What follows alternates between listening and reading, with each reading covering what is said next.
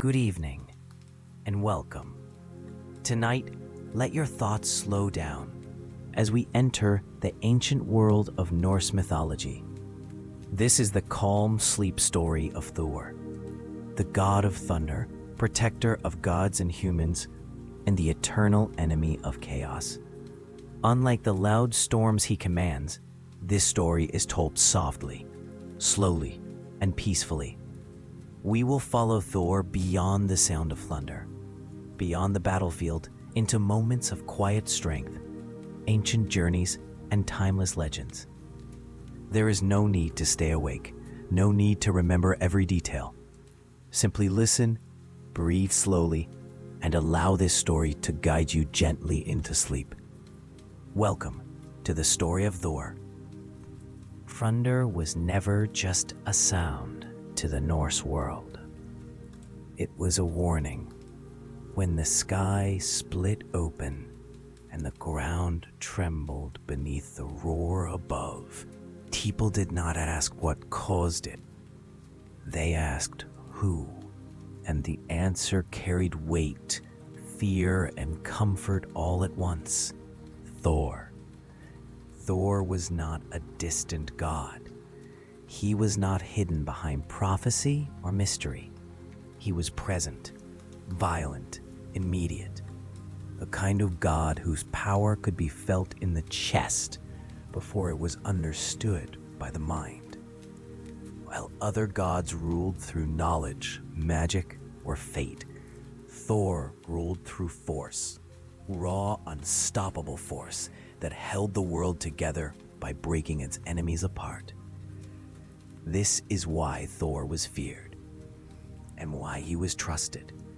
In Norse mythology, the universe balanced on the edge of destruction at all times. Giants pressed against the borders of the god's realm. Monsters grew in the shadows. Chaos was not a future threat. It was a constant pressure. And in that world, survival did not belong to the wisest or the most cunning. It belonged to the strongest.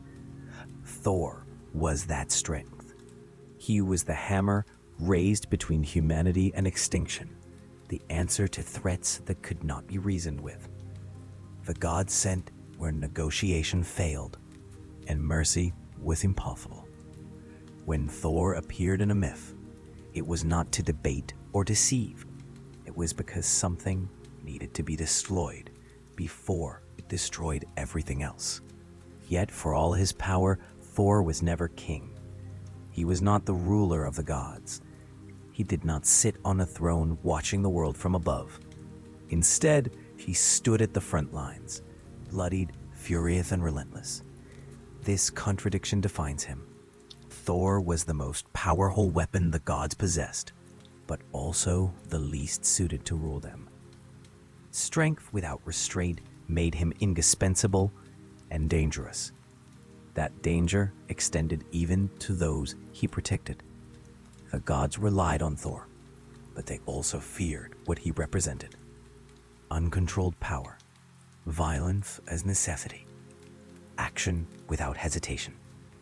In a cosmos governed by prophecy, Thor was something unpredictable, a force that could delay fate but never escape it.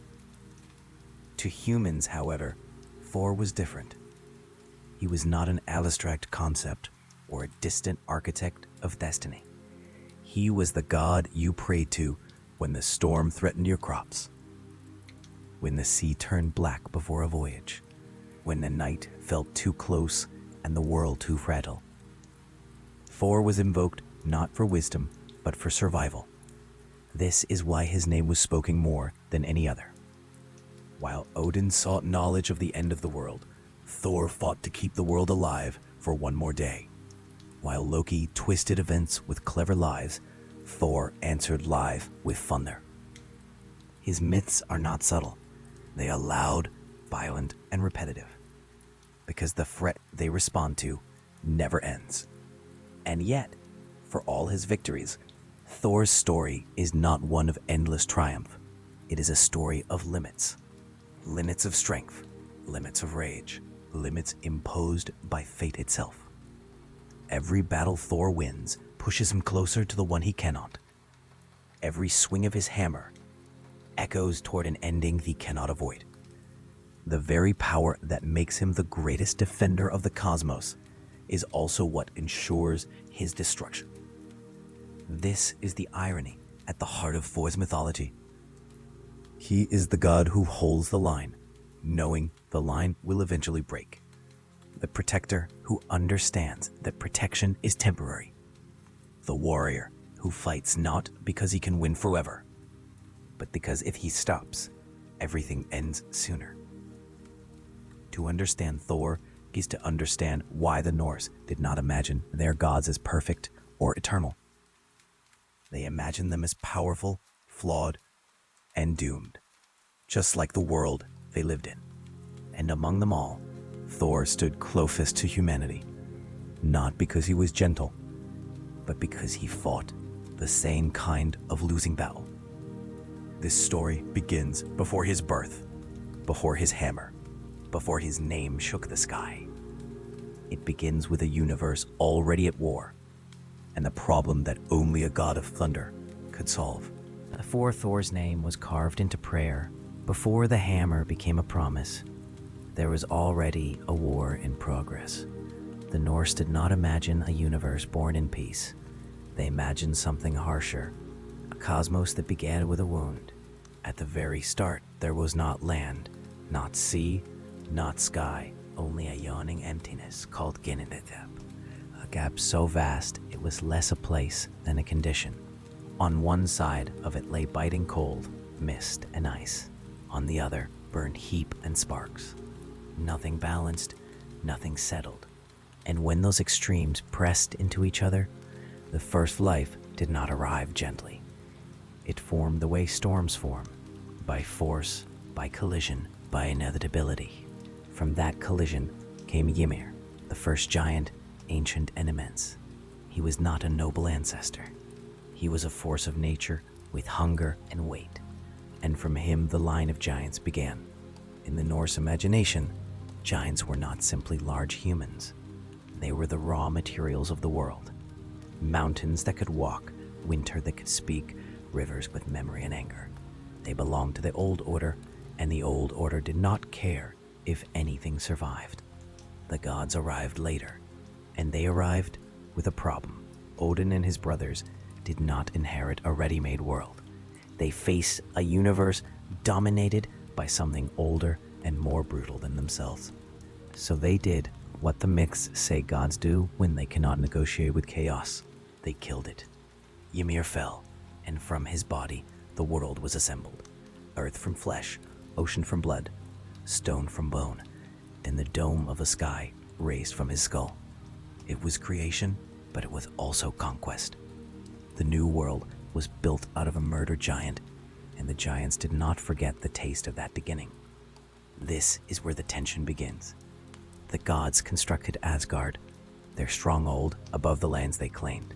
They shaped Midgard, the human realm, and girded it with defenses. But no wall could erase the fact that outside the gods' order waited the old powers, the Jotnar, dwelling in wild places where rules weakened. Beyond the edges of the mapped world stood Jotunheim, a realm of giants that was less a kingdom than a constant threat. In many mythologies, monsters are exceptions. In Norse myth, they are neighbors. The giants pressed against the borders the way winter presses against a door. Sometimes they came as raiders, sometimes as rivals, sometimes as clever negotiators, offering gifts that carried hidden costs. And they could be ancient and slow as glaciers, or sharp-tongued and fast as wildfire. The gods might outmaneuver them one day, outfight them the next. But the giants were never fully defeated, because the giants were woven into what reality was. And the gods knew it. Odin, above all, understood that power was not the same thing as safety. He collected knowledge like a miser collects gold. He sacrificed for it, bled for it, traded pieces of himself for glimpses of what was coming. But even with all his foresight, he faced a cold truth. Wisdom could predict disaster, but it could not stop a fist. That was the weakness at the heart of Asgard. The Aesir could build, plan, and bargain. They could weave spells and read omens. Yet their enemies were not always forces that could be turned aside with clever words. Sometimes the threat was simply momentum, an avalanche beginning to move. And a world built on violence would always attract violence back toward it. So the gods armed themselves. They sought weapons and fortifications. They made alliances. They placed watchers at the edges of their realm. They tried to make law where there was none. But the more they organized, the more the giants became the embodiment of everything that refused to be organized. The conflict was not a single war with an ending. It was a condition of existence. Order surrounded by chaos, always under pressure, always one mistake away from breaking. Even the gods' victories carried poison. To raise Asgard's defenses, myths tell of builders and bargains. Deals made with strangers whose price was always too high. To secure power, the gods sometimes relied on trickery, sometimes on theft, sometimes on oaths they later regretted. Every shortcut left a crack in the wall, and every crack became an invitation. In such a world, the line between defender and aggressor blurred. The gods were not purely innocent, and the giants were not purely evil. They were two sides of the same brutal reality, locked in struggle because the universe itself was built that way. And within that reality, humans were small. Midgard existed because the gods wanted a realm that could be protected. A place where life could grow without being crushed instantly by ancient forces. But Midgard was also fragile, and the gods knew it. If Asgard fell, Midgard would be the first to burn. If the giants breached the boundaries, it would be human homes that shattered first. The stakes of divine conflict were not divine comfort. The stakes were whether anything living could endure at all. This is why the Norse needed more than a wise god. They needed a shield that could swing like a club. They needed a defender who did not hesitate, who did not bargain when bargaining meant giving up the future.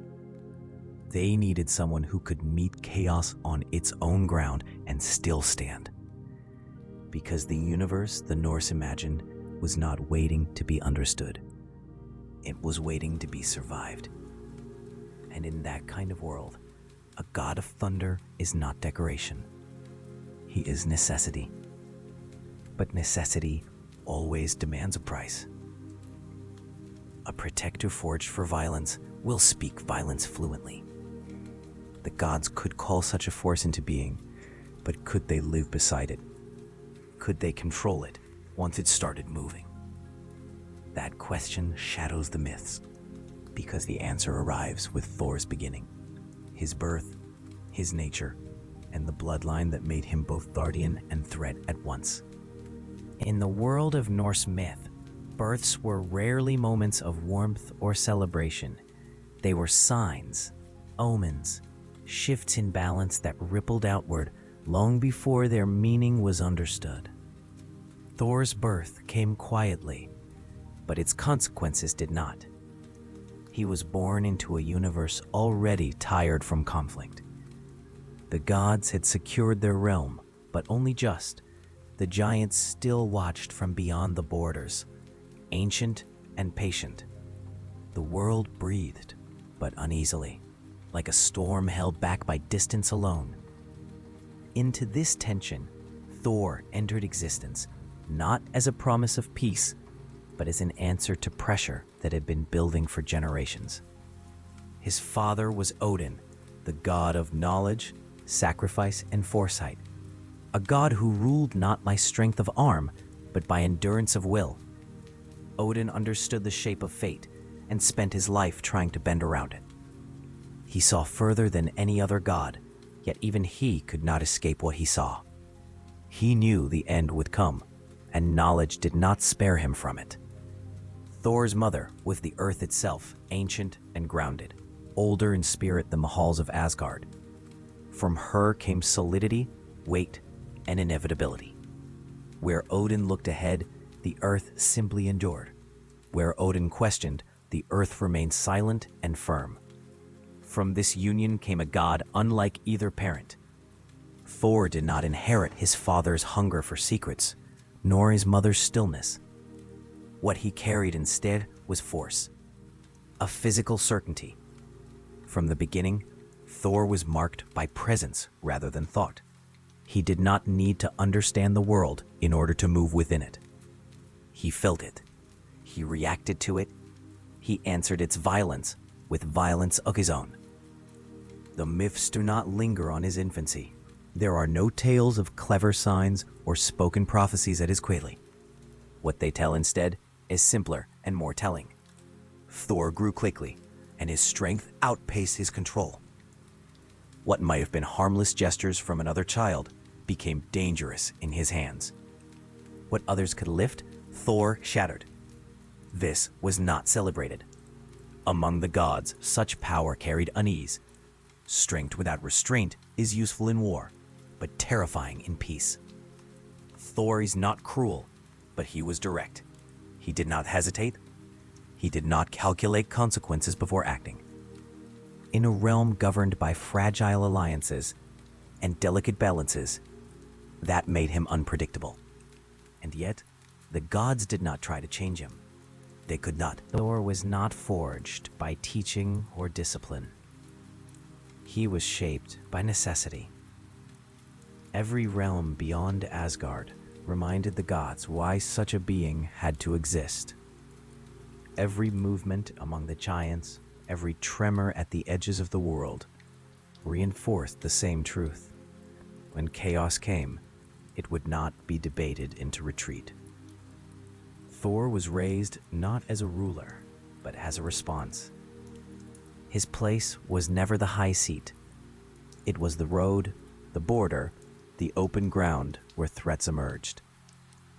While Odin walked the paths of knowledge and magic, Thor learned the language for motion and impact.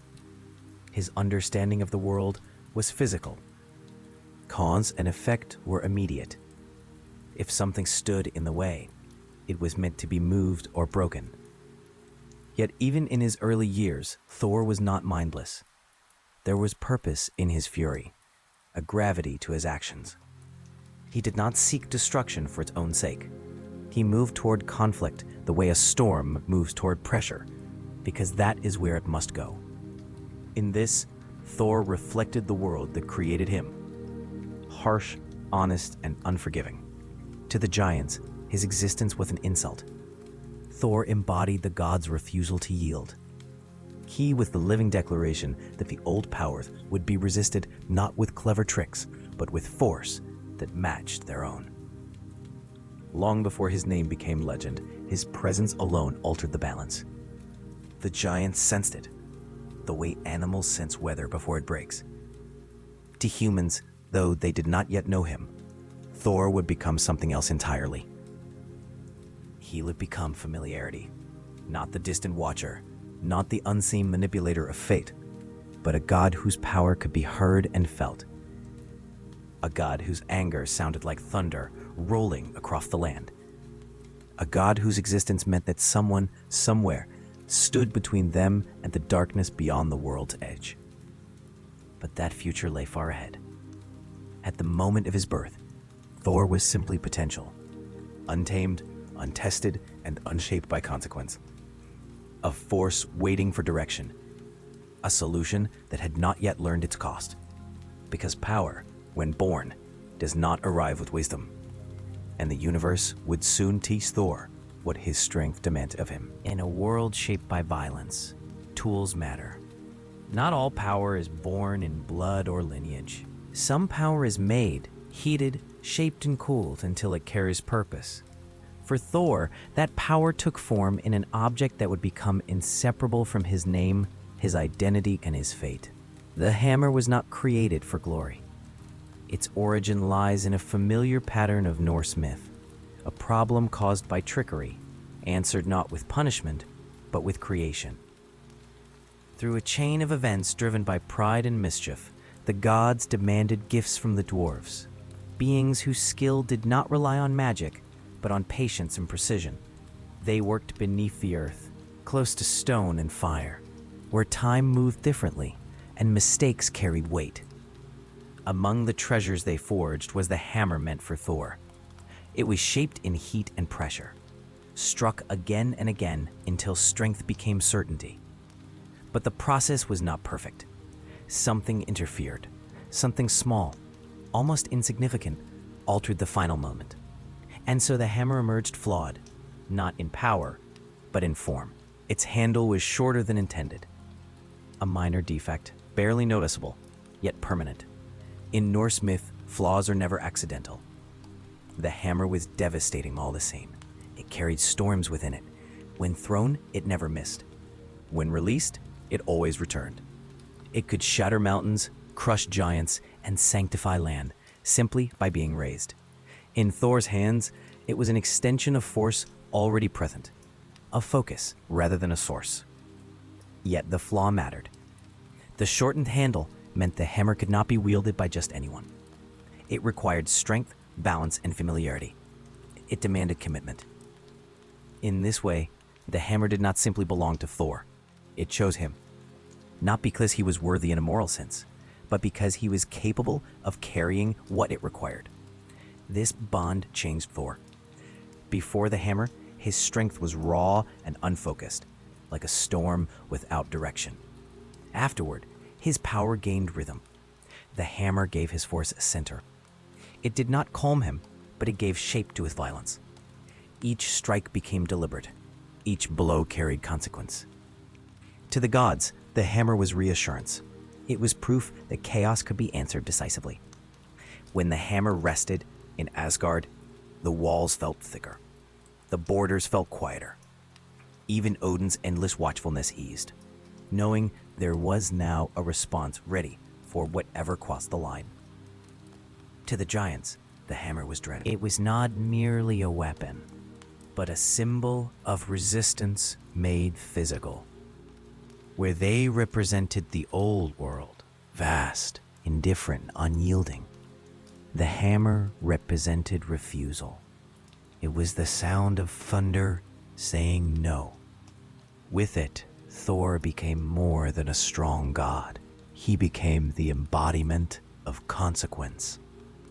To humans, though they would come to know it later, the hammer meant protection. Its image was carved into stone, worn as an amulet, traced in ritual. It was raised over weddings, under fields, over the boundaries of homes, not as a threat, but as a promise that destructive power, when guided, could also preserve. And yet, for all its might, the hammer did not make Thor complete. Without it, his vulnerability became clear.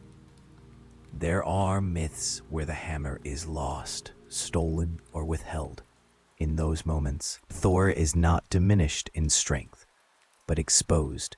His reliance on the hammer reveals something essential. Even the strongest force needs structure. Even thunder needs a sky to move through. Without the hammer, Thor is reminded that power alone does not guarantee control. This dependence is not weakness. It is balance. The hammer anchors Thor to the world he defends. It gives his fury a boundary. It ensures that his role remains that of protector, not destroyer. The flaw in its handle mirrors the flaw in Thor himself. Strength that must be carefully held, or it becomes dangerous to everything around it. Over time, hammer and god become inseparable in story and memory. One cannot be imagined without the other. The hammer does not speak, but it answers.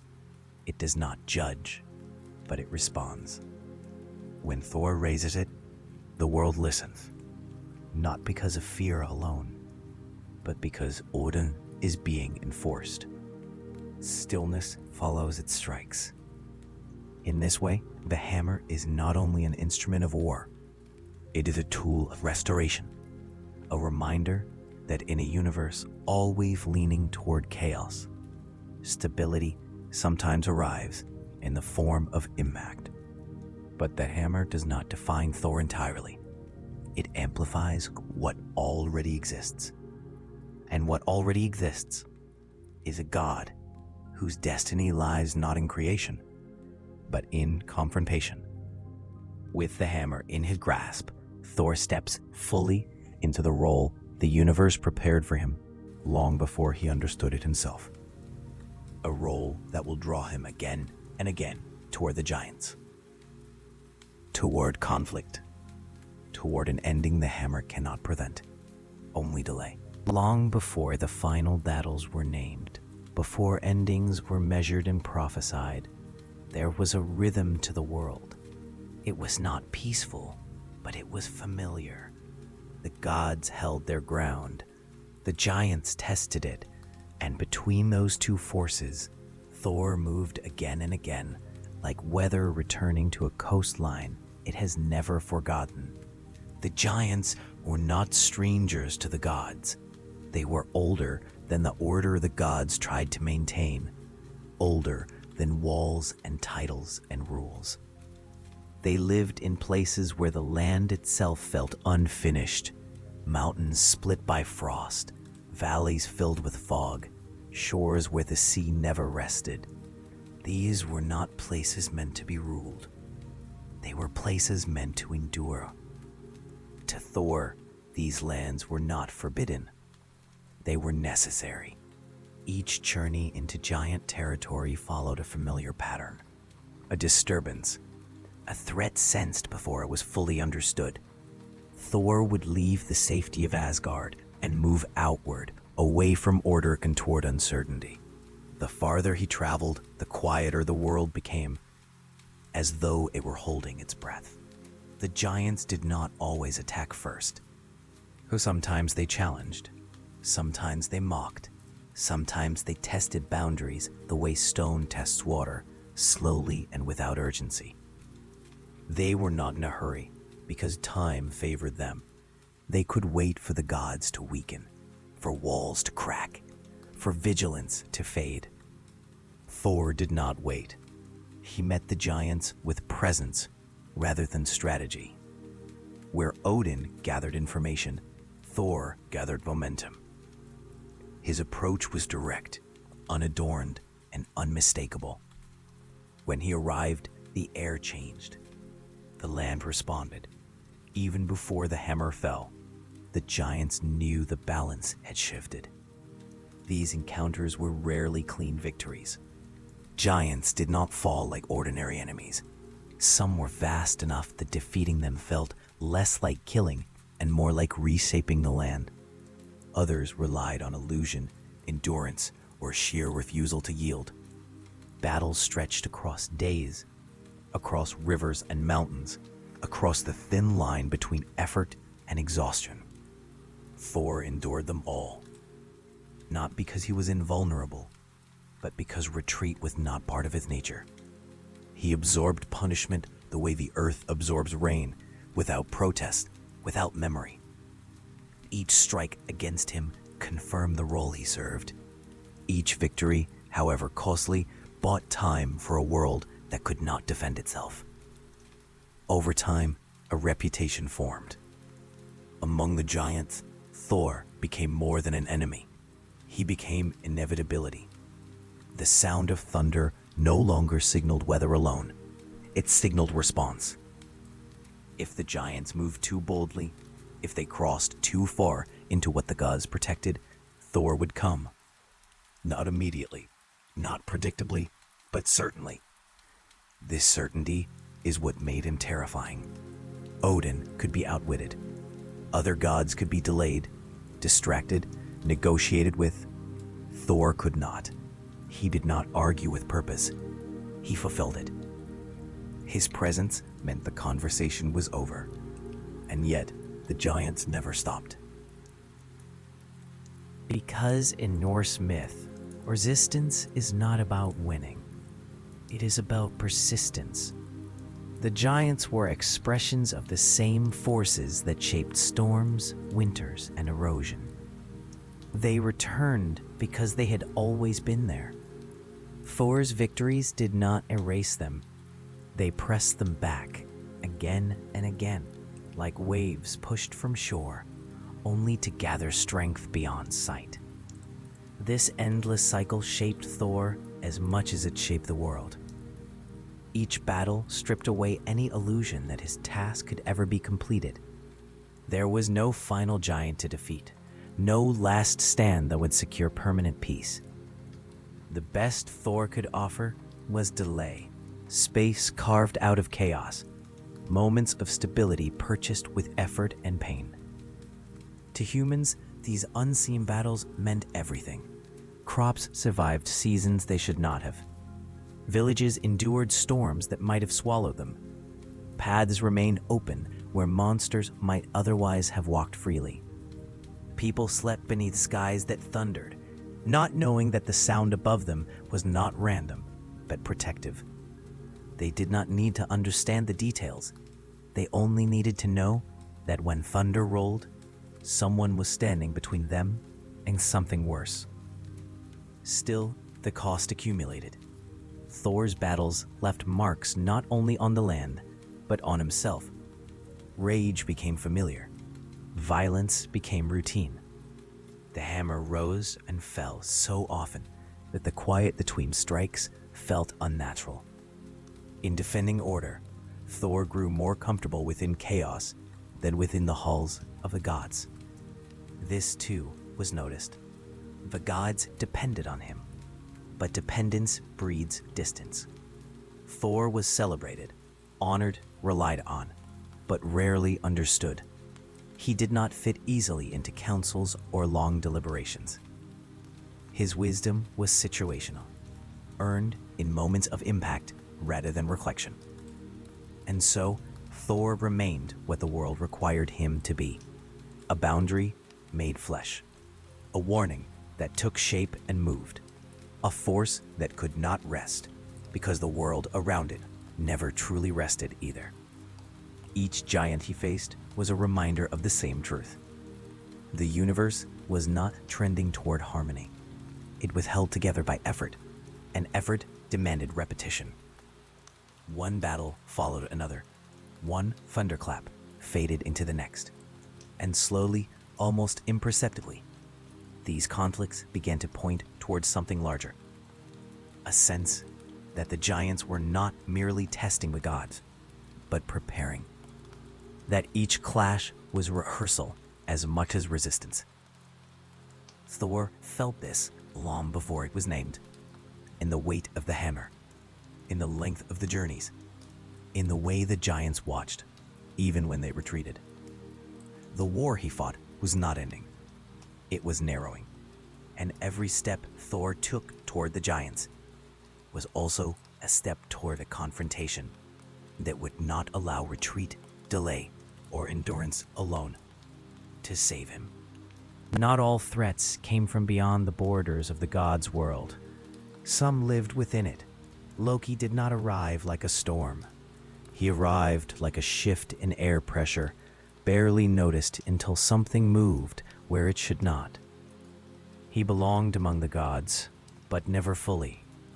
He walked their halls, shared their journeys, laughed beside them, yet remained slightly out of alignment, as if the world bent around him instead of the other way forward. To Thor, Loki was familiar long before he was dangerous. They traveled together often, not because they trusted one another, but because their differences created a strange balance. Where Thor was direct, Loki was sideways. Where Thor answered problems with motion, Loki dissolved them into questions. Their paths crossed again and again, not by accident, but because the universe seemed to require both forces to move at the same time. Loki was not chaos in the way storms are chaotic. He was intentional disruption. He tested boundaries quietly. He spoke when silence would have been safer. He nudged events just enough to see what would fall over. Sometimes his actions brought disaster. Sometimes they saved the gods from consequences they had not foreseen. Often, they did both at once. Thor did not like this. He understood enemies who declared themselves. Giants could be faced. Monsters could be struck. Even fate, though terrifying, moved with a certain honesty. Loki did none of these things. His danger lay not in strength, but in possibility. He revealed how fragile order truly was, how easily it could be bent without breaking outright. Yet Thor did not seek to remove him. Part of this was necessity. Loki's cleverness solved problems Thor's strength could not reach. He could enter places Thor could not. He could speak where Thor's presence would provoke immediate resistance.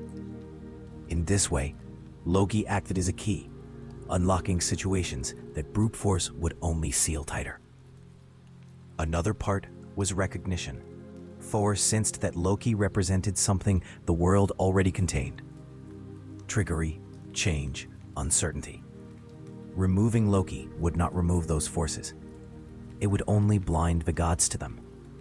Loki made the hidden visible, even when the visibility was uncomfortable. Between them formed an unspoken division of roles. Thor enforced boundaries. Loki tested them. Thor protected stability. Loki exposed its weaknesses. This did not make them allies in any comforting sense. Their bond was not built on affection or shared values. It was built on proximity and repetition. They were thrown together by circumstance, by shared journeys, by the ongoing need to respond to a world that refused to stay still. Sometimes Loki's actions placed Thor in danger. Sometimes they stripped him of dignity. Sometimes they forced him into roles he would never have chosen for himself. And yet each time, Thor endured. He corrected the imbalance the way he always did, by restoring what had been disrupted, by closing what had been opened too far. But something subtle changed with each cycle. Loki learned how far Thor could be pushed. Thor learned how easily events could slip beyond control. Neither lesson brought comfort. To the other gods, this relationship was unsettling. Loki's presence made planning difficult. Thor's reliance on action made compromise rare. Together, they embodied the tension at the heart of the cosmos. Order maintained not by harmony, but by opposing forces held in uneasy proximity. This tension was sustainable until it was not. Over time, Loki's disruptions grew less playful and more consequential. His actions began to reveal not just flaws in the god's arrangements, but fractures.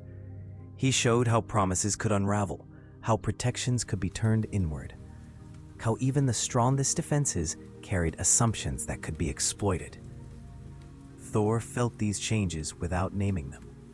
He responded as he always had, with effort and force, but the feeling lingered that something fundamental was shifting. That not every problem arriving through Loki could be solved with the hammer. That some consequences, once set in motion, could not simply be struck back into place. In this realization lay discomfort. Thor was built to respond, not to anticipate. Loki thrived on anticipation. He saw several outcomes at once and nudged events toward the most interesting one, not the safest. This difference did not immediately break their shared path, but it strained it, quietly, like a rope pulled from both ends. Still, the world continued. Journeys were taken, threats were met, victories were claimed. To an outside observer, nothing appeared broken. But beneath the surface, the balance Thor worked to preserve was becoming more delicate, more dependent on timing and restraint than ever before. Loki noticed this. He always noticed first. And as the space between disruption and disaster narrowed, the relationship between strength and cleverness shifted with it. Thor remained the force that corrected chaos. Loki became the force that revealed how close chaos always was. This dynamic would not last forever. The myths do not rush this turning. They allow it to unfold slowly, through small betrayals, misunderstandings, and necessary compromises that cost more than they seem. The eventual fracture is not sudden. It is accumulated. Like sleep disturbed by a thought that returns again and again. Like thunder that sounds farther away each time, until one day it does not come at all. Thor continues forward, carrying his role, unaware that some conflicts cannot be met head-on, that some changes do not announce themselves as enemies, that chaos does not always arrive from outside the walls. Sometimes it sits beside you and waits. There comes a moment in every long struggle when strength alone is no longer enough. For Thor, that moment did not arrive in the chaos of battle or the clash of giants. It arrived quietly, in absence, in the space where certainty had always been. The hammer was gone. No thunder announced its loss. No warning shook the halls of Asgard. One moment it was there, resting where it always had, carrying the familiar weight of reassurance. The next, it was simply missing, an emptiness where something essential had been. At first, disbelief. The hammer had always returned. It obeyed laws deeper than loyalty, deeper even than magic. It answered Thor's call without hesitation. Its disappearance felt wrong, like silence where sound should be. Thor searched not with panic, but with the expectation that the world would correct itself. It did not. Slowly, the absence settled in. Without the hammer, Thor was still strong. His body had not changed. His muscles did not weaken, but something else had shifted. The confidence that once moved ahead of him now lagged behind. Each step felt heavier, not because he doubted himself, but because the world no longer responded in the way it once had. The gods noticed. Asgard felt exposed, not because its walls had fallen, but because a promise had been broken. The hammer was more than a weapon. It was a signal, to enemies and allies alike, that consequences were immediate. Without it, the silence beyond the borders felt closer. The truth emerged slowly. The hammer had been taken, not destroyed, not lost, taken, and hidden beyond the reach of easy force. This was not an act of open defiance, it was calculated. A challenge that relied not on strength, but on understanding Thor's big pendants. For the first time, the giants had not faced him directly. They had stepped around him. Thor followed the trail outward, away from Asgard, into unfamiliar stillness. Each mile without the hammer sharpened the realization that power, when removed, leaves behind exposure. The land did not tremble at his passing. The air did not shift in recognition. He moved through the world as a god, yet without the symbol that made his role unmistakable. This was humiliation, but not in the sense of mockery. It was vulnerability. The myths tell of what followed not with laughter, but with quiet discomfort. Thor was forced into unfamiliar shapes, unfamiliar roles, unfamiliar patience. He could not strike his way forward.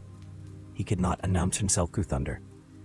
To reclaim what was taken, he had to move differently, to wait, to endure, to accept guidance rather than command. This reversal was not easy. Thor was a being shaped by response. His strength answered threats quickly and decisively. Now he was asked to hold that strength in reserve, to move carefully through a situation designed to expose his limitations. Each moment without the hammer reminded him that his power had boundaries, and boundaries hurt, not because they weaken, but because they clarify. Thor saw, perhaps for the first time, how much the world relied not just on his presence, but on what that presence represented. Without the hammer, he was still Thor, but the certainty he brought was diminished. The giants had proven something dangerous, that order could be disrupted without confrontation. When the hammer was finally recovered, it returned as it always did, faithful, heavy, unchanged. But Thor was not unchanged. The relief was deep, but it was not simple. The hammer settled back into his grasp, and with it came thunder, recognition, and the familiar rhythm of response. Yet something lingered beneath that rhythm, a quiet awareness that could not be struck away. The loss had taught him something battles never had, that strength is not only about force, that protection is not guaranteed, that even the most reliable power can be taken if the world shifts just enough. Thor did not speak of this lesson. He did not dwell on it, but it followed him, in the way he held the hammer afterward, in the pause before each strike, in the understanding that the world was learning, adapting, finding new ways to test the limits of even its strongest defender. The giants had not won, but they had not failed either. They had planted uncertainty, and uncertainty, once introduced, does not leave easily. It settles into quiet spaces, waiting for the next absence, the next misstep, the next moment when strength is assumed rather than secured. Thor resumed his role. Thunder returned to the sky. Boundaries were enforced once more. To those watching from below, nothing seemed different. The storms sounded the same. The protection felt intact, but beneath it all, something had changed. The god of thunder now knew what it meant to be without thunder, and that knowledge would echo far longer than the moment of loss itself. Because a protector who has felt absence understands what is truly at stake, and because the world, having learned it could be silent once, would one day grow bold enough to try again. While the gods debated fate and the giants tested borders, life in the human world continued quietly. Fields were planted, fires were lit, ships were prepared for uncertain journeys. For those who lived beneath the wide northern sky, survival was not abstract. It depended on weather, timing, and forces far beyond control. Storms could nourish the land or erase it. Seas could carry sailors forward or swallow them without warning.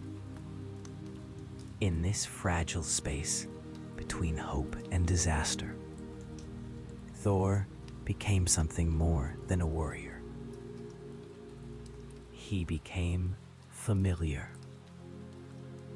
Unlike other gods, Thor did not reside only in distant halls or complex rituals. His presence was felt directly. When thunder rolled across the sky, it was not interpreted as randomness. It was movement, action, the sound of something responding to pressure in the world. To farmers, thunder meant rain. Rain meant growth. Growth meant another season survived. Thor's storms were not always gentle, but they were part of a cycle that sustained life. The same force could tear trees from the earth, could also bring water to dry ground. This duality mattered. Thor was not worshipped for perfection. He was honored for reliability. He showed up when the weather shifted suddenly, when the ground shook, when the sky darkened. His presence felt immediate rather than distant. He was not watching from above. He was moving through the same world humans occupied. This closeness shaped devotion. Small hammers were worn at the neck, carved into wood, pressed into earth. Not as weapons, but as symbols. They marked thresholds, weddings, fields, and journeys. The hammer stood for protection, that did not require explanation. It represented the hope that when chaos pressed too close, something strong would answer. Thor's appeal was not philosophical, it was practical. People did not ask him for hidden knowledge or distant wisdom. They asked for safe travel, for steady harvests, for storms to pass without destroying what little they had. In a harsh world, these were not small requests. They were everything. And Thor, in myth and memory, answered them. He did not promise peace. He promised resistance. He did not remove danger from the world. He stood between danger and those who could not face it themselves. This made him a god, not of comfort, but of assurance, not gentle, but dependable. Even his violence took on meaning here. When thunder cracked overhead, it was imagined as giants being driven back, monsters forced to retreat, boundaries reasserted. The sky itself became a battleground, and humans listening below felt included rather than abandoned. This relationship shaped Thor as well. Though among humans, his role was clear. He was not the puzzle to be solved or a destiny to be interpreted. He was a presence that acted. This simplicity grounded him. It connected his endless battles to tangible outcomes. Fields standing another season, homes remaining intact, children sleeping through the night. Thor did not need to understand humanity to protect it. He only needed to stand where the threat was strongest. In this way, he became a bridge between the divine and the mortal, not because he descended to teach, but because his struggles aligned with human survival. He fought chaos at its loudest and most visible, just as humans faced it in storms, hunger, and loss. This bond endured, even as other gods faded from daily thought. Thor remained. His name echoed in days of the week. His symbol endured in artifacts long after belief shifted. The memory of protection outlasted the stories themselves. But protection carries weight. To stand between humanity and destruction is to accept responsibility for outcomes beyond control. Thor absorbed this burden without question. He did not choose humanity because it was easy. He chose it because it was vulnerable. And vulnerability demands response. Yet the myths do not present this relationship as permanent safety. They are honest about limits. Storms still destroyed. Lives were still lost. Thor did not prevent suffering. He delayed annihilation.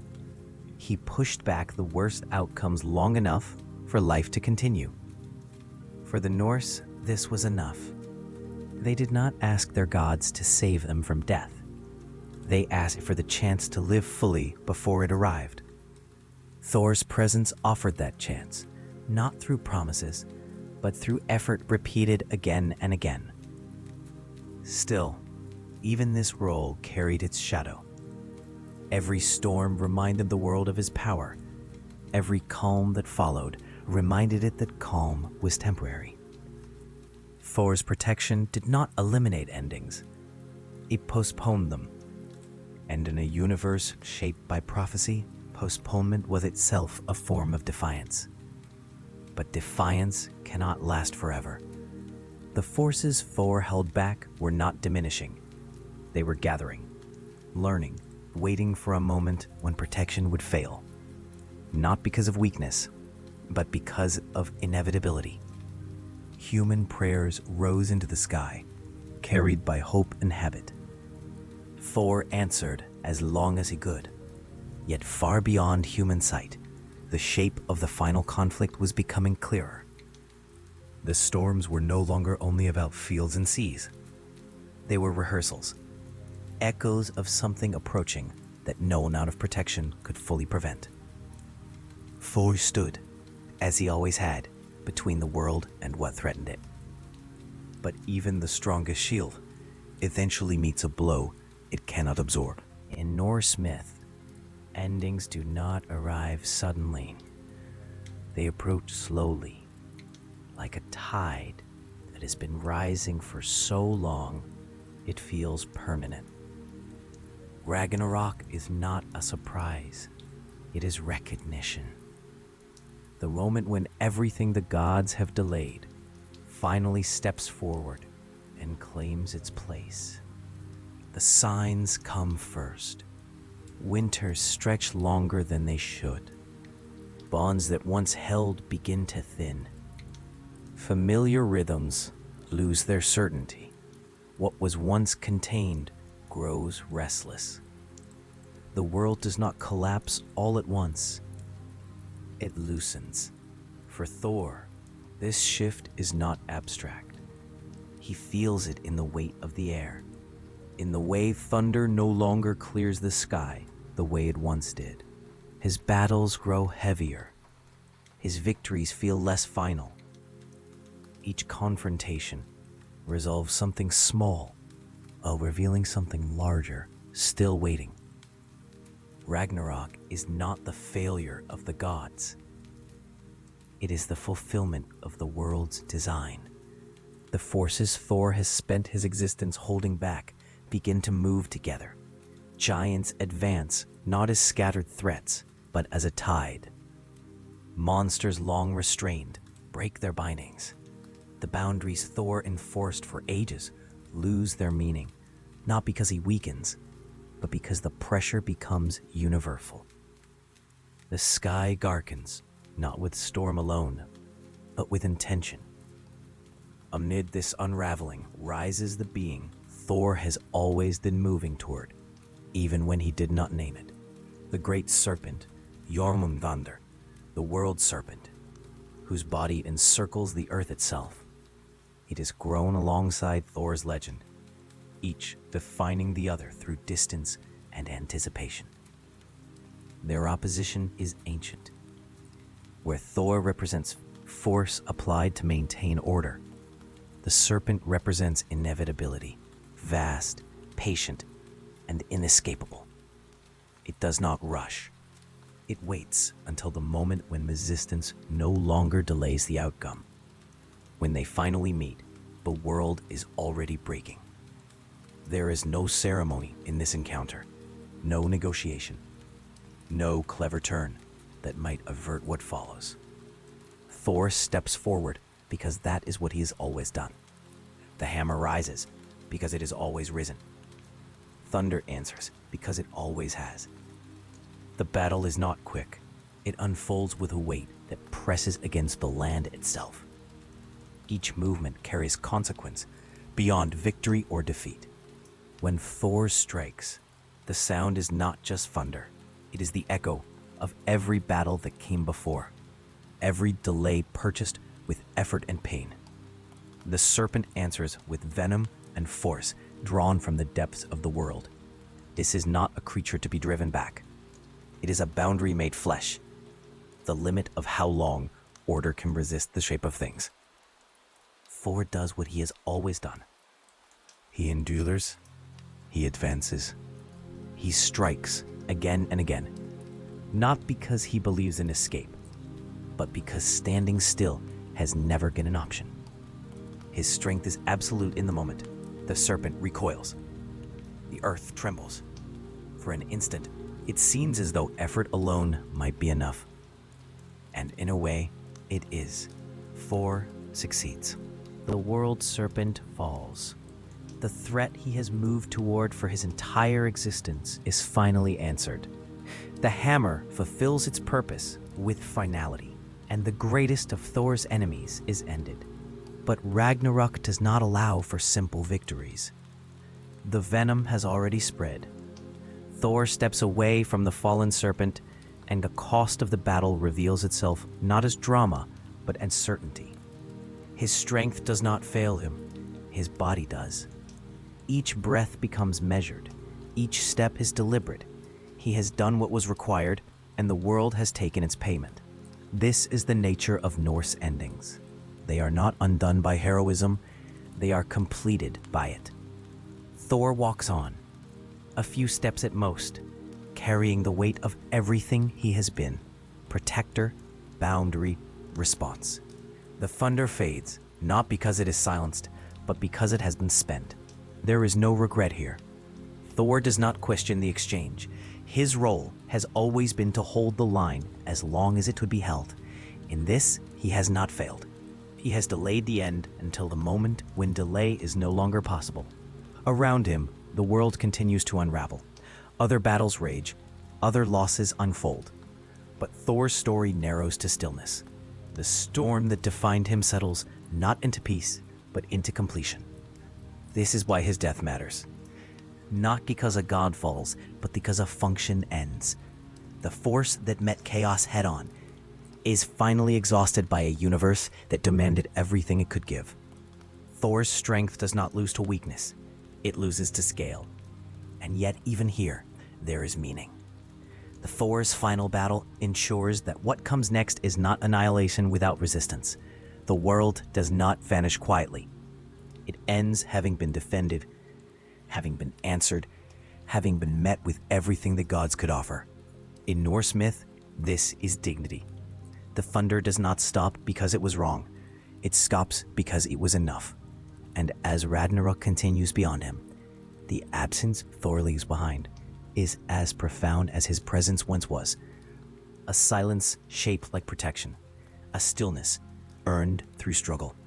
The storm has passed, not into calm, but into memory. And in that memory, Thor remains exactly what he always was, the one who stood until standing was no longer possible. After the thunder fades, the world feels larger, not because it has grown, but because something immense is no longer moving within it. The space Thor leaves behind is not empty. It is heavy, like air after a storm has passed, carrying the memory of force even in stillness. Thor does not fall in spectacle. There is no final cry, no last strike raised in defiance. His strength has already been spent, exactly where it was meant to be spent. What remains is a god standing in a world that has moved beyond the need for motion. He has walked far enough. The myths do not describe fear in his final moments. They do not speak of regret or pleading. Thor's life was never about avoidance. It was about meeting what came, fully and without retreat. His death is simply the final extension of that pattern. A body that has held back the weight of the world can only do so for so long. The poison works quietly. Each breath shortens, each step slows. Thor does not rush the end, and the end does not rush him. They meet in stillness, as all long struggles eventually do. Around him, Ragnarok continues. Fire spreads. Water rises. Structures collapse. Other gods meet their own conclusions. But Thor's story narrows inward, away from chaos and toward completion. The storm that once defined him no longer needs to speak. This is not defeat. In Norse understanding, death does not erase purpose. It confirms it. Thor's role was never to survive forever. It was to endure until endurance no longer mattered, to protect until protection reached its limit. He has done that. The giants he fought do not reclaim victory here. A serpent he faced does not rise again. The threats he answered do not undo his work. The world ends not because Thor failed, but because there is nothing left to delay. And in that delay lies meaning.